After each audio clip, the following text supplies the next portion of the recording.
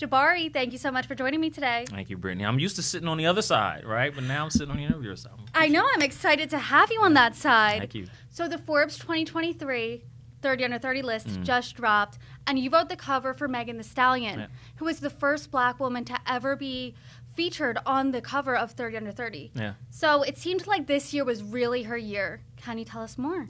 You know, it was interesting researching her. You know, I'm a hip hop fan, so you know, going into it, I had a excitement about it because I love, you know, researching hip hop. I love talking about hip hop. I love listening to the music, and so she's obviously one of the new artists of this generation. You know, you have a generation out there that loves the music that she brings, right? It's very explicit, right? And we don't make no bones about that. And it's very free, and it's very, you know, self-empowering for her audience. And so, you know, that was unique because, you know, I go back to the days of 2 Live Crew when you would hear certain language from hip-hops and brands wanted nothing to do with it. And now to see all of these companies lining up to not only do deals with Megan Thee Stallion, but a lot of hip-hop artists, you know, that was intriguing. And to see the business behind Megan Thee Stallion and how she's growing it was really good. So, you know, 2022 has been her year, right? And she's coming off of a turbulent 2019 where she, you know, has some losses in her family. 2020, obviously, some personal things. And then she's still going through a record, you know, lawsuit with her label. So, you know, it's certainly good to catch her in transition, you know, but when I was at Saturday Night Live with her, you can really see all of her talents come out. And I really believe at that moment, man, she is really multi-talented. You hear it, she says it, but to see it with my own eyes and to experience it, you really say she has some things lined up. And if she can take advantage, you know, listen, hip-hop turns 50 in 2023, right? It's 50th anniversary, and she's well-positioned. If she can take advantage, I think it's, you know, the sky's the limit. To that point, people really know her first and foremost as this hip-hop artist. Yeah. So what about her did you find was more than that? Her, you know, listen, I look at it all from the human being side, right? We all can be, you know, you're a journalist, I'm a journalist, you know, Megan is a hip-hop artist or an entertainer, but at the end of the day, we all human beings. So what are the human traits that connected me with her? What stood out? And I thought, you know, it was a story that didn't make the story, the actual article about just her college experience in 2019, where her, you know, professor, Melanie Lawson, her little professor, sorry you did not get in the article. I tried, but she came to school when she was Megan Thee Stallion in 2019. Her professor knew nothing about her, did not know she was Megan Thee Stallion. She came to school and sat in the same row in the classroom of college every single session, same row, same seat. What does that show? Right? It shows consistency. It shows dedication. It shows that she was really putting forth the effort. Because I was a student, I never sat in the front row. I hated it.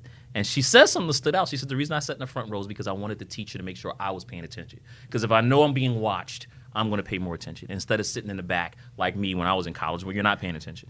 So I felt like that stood out. That consistency that she showed, the promise that she had to her grandmom to get her college degree while you're Megan Thee Stallion, right? Because when you're an entertainer, that life takes on itself and you don't have time to do anything else. So the fact that she went in school, not just virtual, it eventually went virtual because of the pandemic, but she went into class every single time, not as Megan Thee Stallion, but as Megan Pete, and showed that consistency. That stood out. You know, that's really interesting. Randall Lane, the CCO of Forbes, also the creator of the Under 30 franchise, said to me that the key factor of all of the under 30s is that drive. That clearly shows that. Yeah. He also said that he described the list as the epitome of who's next in the world. Yeah. How does Megan Thee Stallion fit that bill? She's coming, you know, like, listen, she's only been out 2018, so we're talking about 5 years, 6, you know, and so I don't think, I don't want to put her too much out there to say, hey, she's going to be the next big thing. I don't want to put that pressure on her because people forget, Brittany, she's 27 years old, right? She still has a lot of growing and growth to develop, you know, to do within her career, within herself. And so, like I said, she's well positioned. She has that drive, you know, as Mr. Lane pointed out, you know, is one of the ingredients, the 30 under 30 list. She has that drive.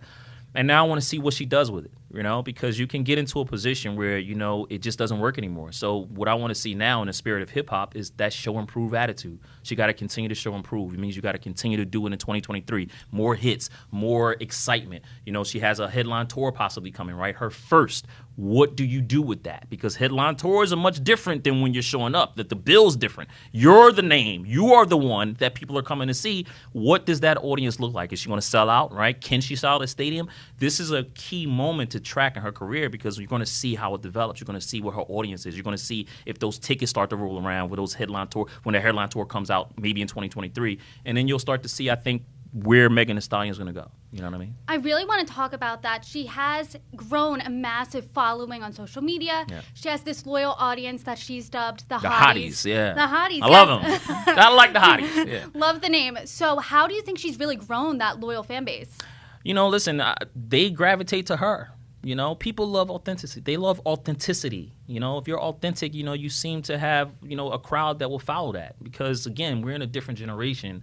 And the tone is different, especially in the spirit of hip-hop, right? The lyrics are different, and it's a different MC. They're women, and they're great, right? And it's a new, just the feeling as hip-hop approaches 50 years old in 2023 is different, and Megan Thee Stallion is a part of that, right? And so in her fan base, I think gravitated to, you know, her being as authentic as she is. She comes from Houston, and you can clearly hear that in her sound.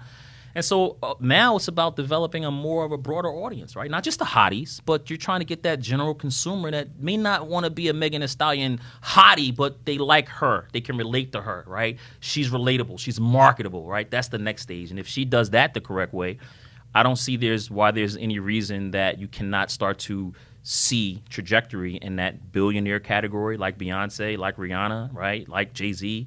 You know, why can't she do that if she plays her cards right?